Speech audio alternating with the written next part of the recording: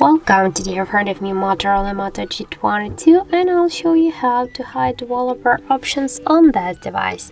So first you should go into the settings application, and after that scroll down to the system section, and if the developer options, if they are activated, you'll see here this section with them.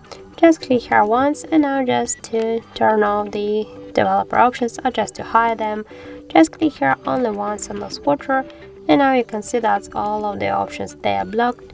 And when we'll go back here about to the system section, we can see that the developer options section is gone. And that's it, that will just hide them successfully.